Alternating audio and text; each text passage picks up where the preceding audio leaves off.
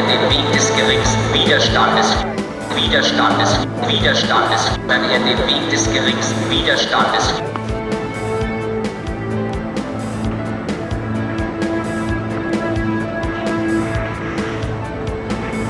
Dann er den Weg des geringsten Widerstandes,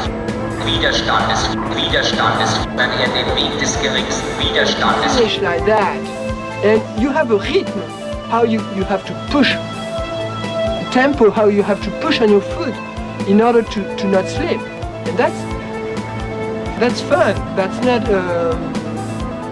I think it counts a lot.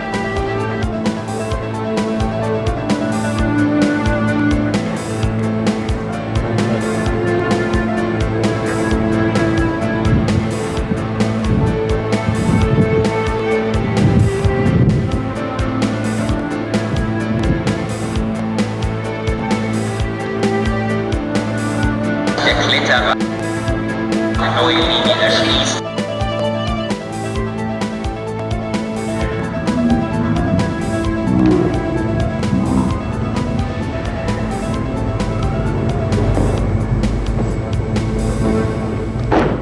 Good on rock as you climb in here? Yeah, definitely. How come? Because this is where I learned how, and I haven't learned how to rock climb as well. This is a totally different thing right here. Well, why I need is to it spend more different? time rock climbing because it's easier to read. It's less subtle. There's not as many tricks. Rock climbing, you have to work your feet a lot more, unless you can learn how to figure out the plastic. So it's like rock climbing. Like this problem is like rock climbing because the feet are difficult and the body positions are difficult. And it's painful. Like you get in positions you don't like, and you have to get out of them fast. So it's not fun. A lot of the problems you do in here are really fun. Good holds, far apart, or small holds close together with good feet. But it's not like rock climbing. But it becomes more transferable to the rock. Because I spent 3 years in here climbing on pleasant holds, like good holds, fun moves, you know. But you go to the rock and it's always like really drutchy, you know. It's not positive. It's always not fun, but you have to learn how to do that. When you go on site, you have to do stuff that does not feel good. You don't always have a good undercling. It's not a power thing. It's not always like, can you lock this off to here? It's like, how accurate are you when you're in pain? Can you stick it even though you're in pain? You know, no matter how crimped your fingers are or how bad your feet are, you have to like know that no matter how painful it is, you're gonna have to grab it and pull off of it to do the route, or you might as well go home. No one's creative enough to do what happens on the rock. No one gets that creative. Nobody has the energy to put into plastic that's already out there on the rock. Besides, it's only plywood. Plywood and plastic. You know, there's no real challenge because it's always someone else making it up. It's not nature against you, it's not random. It's very, you always know how good the holds are. There's always good texture on it, you know. You go on rock climbs and the holds are really slippery and they're always like, not really good. You know, you can't do that in here. Nobody has fun on it, so they go, let's grab good holds, you know, it's just as good. But bouldering on rock is the best, for sure. Because you always get stuff that's gymnastic-like plastic, but it's also more random and harder to predict, you know. In here, if there's something that's too hard for me to do, I just do something else, which is bad for me. I need to learn to do everything. You know, just learning moves, no matter how stupid they feel, or how impossible. Like this move took about an hour and a half to figure out the movement to do it, but at first it felt impossible, absolutely impossible. You know, and that's how rock climbing is. Sometimes you go to a rock climb on a move, even on easier routes, and it feels stupid. Like you can't believe that it's been done, and you think you'll never be able to do it. And then once you learn the body position or the timing or the speed, then you know that it's not that bad. It's just how everybody else does it, you know. You can be strong, but if you don't know how to use it, then it's pointless. If you can't keep your shit together when you're in pain, then you might as well go home, you know? Like it doesn't matter how strong you are. Okay, you can see the dolphin. Down there in the field, to the right of that blue tank. Mike just offered a perspective on the contrast between indoor bouldering and outdoor climbing.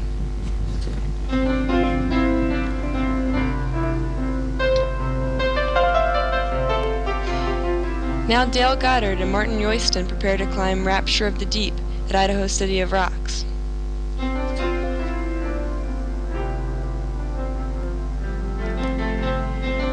There are many different styles of climbing movement, determined by the rock on which they take place. This route involves excessive crimping, on relatively small edges, with blank rock between. The climbing emphasizes long locks, high steps, and dynamic moves. In a few moments, we'll look at other types of rock that demand different climbing techniques. In Fontainebleau, for example, the only way to succeed on many of the boulders is with a precise, controlled style. Thus, the boulder problems, rated B7 to B12 on the Waco-Take scale, that Marc LeMenestrel and his father, Jacques, demonstrate in a moment will look easy. They simply cannot be done in another style. On Jibé Tribout's long project, Bronx, which we'll see later, however, the biggest challenge is maintaining good technique, despite a growing fatigue, over the course of the route. In the final scene within this technique section, Dale Goddard will demonstrate a training exercise using closed eyes to develop spatial awareness. First, let's look at some of the underlying principles of coordination and technique. At every instant, whether we are moving or not, our brains receive sensory feedback from our limbs. These signals come from nerves in our muscles, tendons, joints, and skin, and tell the brain about muscle contractions, body positions, and forces acting on us.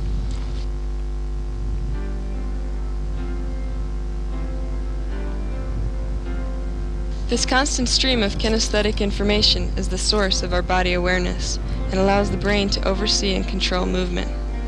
Moves that are quick and precise, like this crux move of rapture, exceed the brain's capacity to control simply by monitoring feedback from the body. So instead, the brain executes them by recalling moves from memory in packets known as engrams. Different climbers bring to the crag different repertoires of engrams based on their experience. Thus, Martin finds a different sequence at the crux. He finds a drop knee position to the left, saving 3 strenuous moves.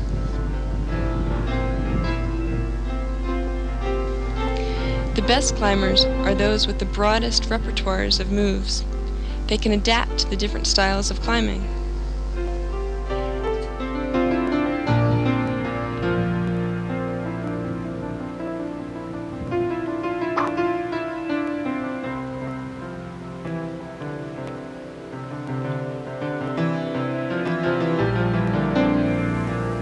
What I could say, it's not a particular Fontainebleau just to have power.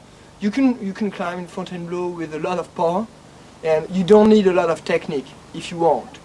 But you can also climb in Fontainebleau in a different manner, where you try to be technical. And my father when he teaches us climbing, the game was to put as much power on your feet than that you're just at the limit where the foot is going to slip. You just have to push on your foot, just the stronger you can.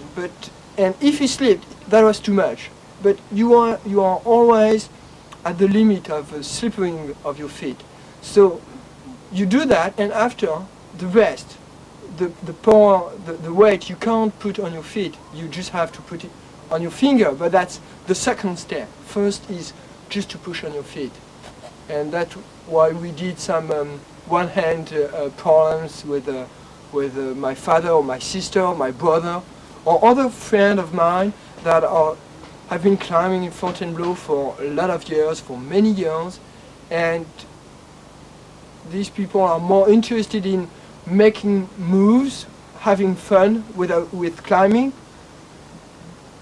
and not just making hard problem. This is not the most important always. You just have to do the hardest for you. That's exactly the objective of the game. Mm-hmm. The game is just to you have to use your foot, your finger only if you can't put weight on your feet. And the more weight you put on your feet, the better you are. So when I climb with my father or with Laurent Darlot, for example, it's usually they climb better than me, because sometimes my father put more weight on his feet than me. So for me, I'm learning a lot of things just looking at my father or looking at other friends that perhaps they don't make 8B or 8A prime in Fontainebleau. There's no 8B at all, but they climb better because they can just use more the horns than me. The power is just above that, after technique, after concentration. The rest, you use power. But the least you use, the better you are. J'ai l'habitude de j'ai même eu juste qui avait raté le lancer. C'est vrai qu'il faut avoir confiance.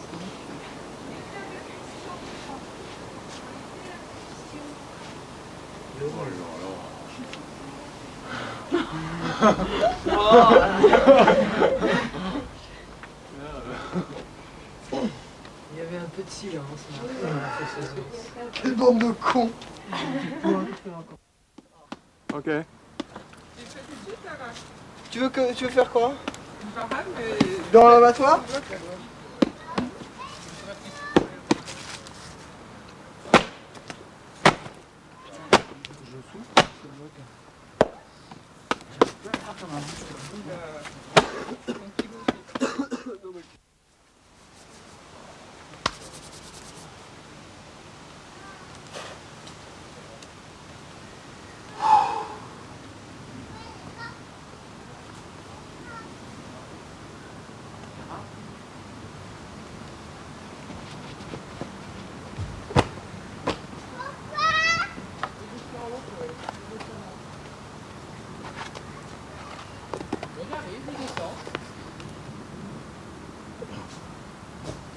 And you also think that for a problem like L'Ange Naïve, there's still an advantage that you stand on your feet well and that the technique is right. Yeah, of course. Yeah. It's perhaps nobody will trust me, but I don't care. That's not only just being snub about technique. It's, you have these two hedges for your feet, and the way you're going to push on your feet is really important, because that's the power you can go to the top. And it's the way the foot is used is not just simply you put your foot and you push on it.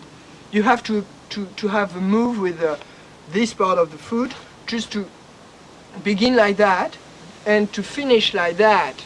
And you have a rhythm, how you have to push, tempo, how you have to push on your foot in order to not slip. And that's fun. That's not I think it counts a lot. It counts a lot.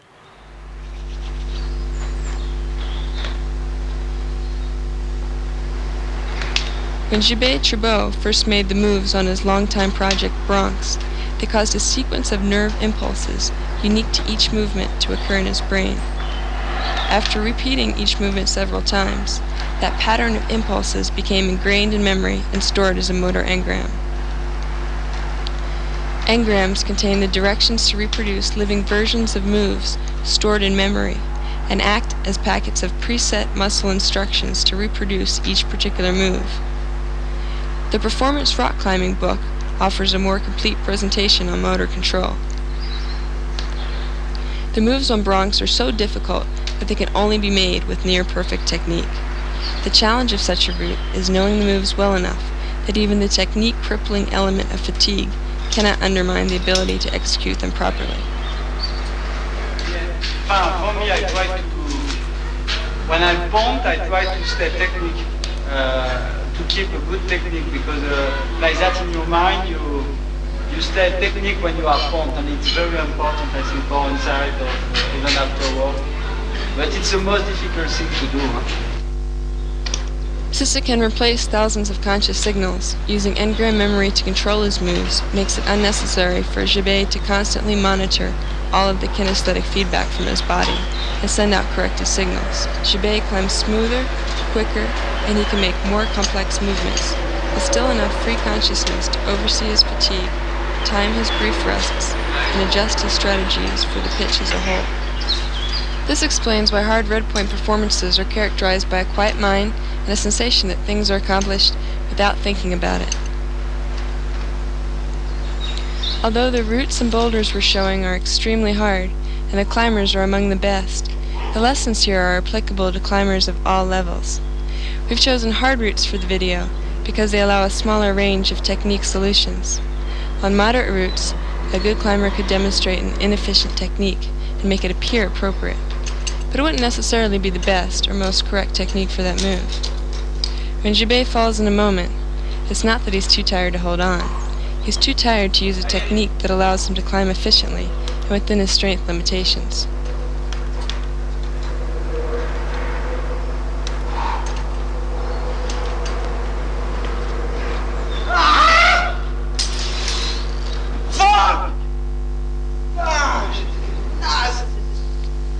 When he retries the move after resting on the rope, Jibé positions himself closer to the wall and sags lower before initiating the momentum that'll carry him to his target hold. We've chosen top climbers because they have the broadest repertoire of techniques to show, and we film them on routes at their limit to guarantee that the techniques they use are the most appropriate for the moves they're on. The fact that the climbers make their routes look easy is not inconsistent with their extreme difficulty. A movement that looks more graceful generally is more efficient. Thus, the hardest moves require a technique that appears aesthetic and light. A move that looks hard cannot be near one's limit. It's going to make a difference whether you know even the really subtle things that your body does, or whether you do them unconsciously. If you don't know it that well and you wait until you're in progress on a move to think about where your foot hangs when the other foot's on a hold and when that foot's not on a hold, it's going to take an instant longer to really make the move and get the foot there and make the move. If you know that, oh yeah, I set my right foot on the hold and then my left foot flags out left and just props against the wall, if you know that in advance, then as soon as you make the move preceding it, that foot's already on the way and going over there, and it really, it's just another instant saved. And if you add up a couple hundred instants like that saved over the course of a route, it's big time savings. And on a route where it's steep like that, time is everything when you're on the strenuous sections. Yeah.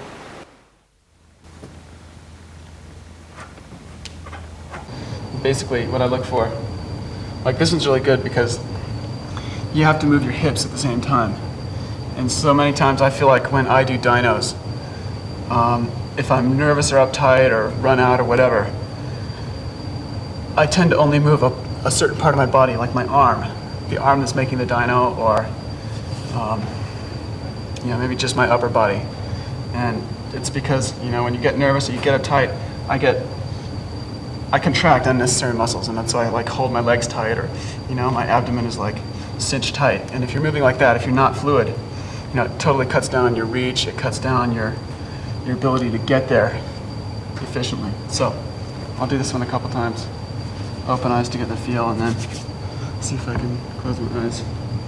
We all have a lot of spatial awareness, and the problem is we're used to using our eyes as a real crutch for that, when we also have awareness that comes from our body. And for example, you're driving. You don't have to look down to grab the gear shift, because after you've driven your own car for long enough, you just know where it is. You know it in your body. Your arm knows exactly where to go. And if you train that sense in your climbing, you can develop that ability to the point where you can look at holds and then know where they are, even though you might not have done them before. You can look at them, you size up the whole spatial arrangement, and then your body knows where they are. And once you've got that, you can move faster, you can have more precision when you're going to holds, because you're using both your eyes and that sense, that body sense of where they are. What makes this one hard is that you have to be pretty accurate to get into this two-finger pocket. And also, since the wall is a little overhanging, you don't have nearly as much time as you have on a vertical wall. On a vertical wall, you can kind of feel around and find your way into the pocket on the way out, when you're not looking. On here, you do a little bit of that, but you have a lot less time, so it just makes you have to be that much more precise in knowing where you're reaching. And basically, the idea is that you do it a couple times with your body. You build up your own body awareness of where the holds are in space. And then, to solidify that and to get a feel for it, with your closed eyes, you do it again. And then you're relying on this picture in your mind, this three-dimensional picture of where things are. And you can also feel a lot of things with your eyes closed that you just don't notice with your eyes open. You really feel how fluid the movement is through your whole body. When your eyes are open, it tends to focus your awareness just on what you're looking at, because you're getting so much information from that.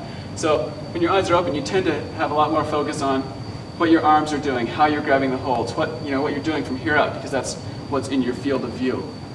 When you're doing it with your eyes closed, your whole body is in your field of view, because you're using that mind image of where things are.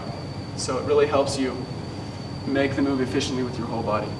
Then is to do it for a few more moves so that you're projecting your spatial awareness even farther. And it's helpful for remembering how moves feel. It's really helpful for, when you're rehearsing a route, you're trying to go over it in your mind, practice it accurately.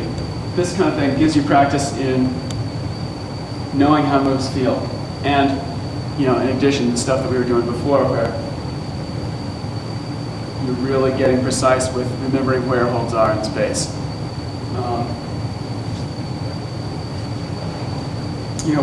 What I like to do is kind of early in the season, I'll do a lot of 30-minute sessions on the wall, 30 minutes of uninterrupted climbing. And most of the time I'll just do that bouldering, because it's hard to belay, to get a belayer to do that without falling asleep. But they're really good for a lot of reasons, but they do last 30 minutes, so you got to find something to make them interesting. And what I would do is I'd just come up with little games or little exercises like this that just to make it fun. And one thing I would do is while climbing, I'd just kind of develop these little boulder pumps that I'd climb in and out of, practice them over and over again, and then I'd try and do them with my eyes closed. That's one thing I do among a whole bunch of others. But so I'll try and do one here. What I like about this sequence is that to do it really smoothly, your momentum never stops. You never have points where you stop your momentum and then start it again. With each move, you have a swing going, and you capitalize on that swing for the next move. And so by maintaining it, you don't ever have to reinitiate it.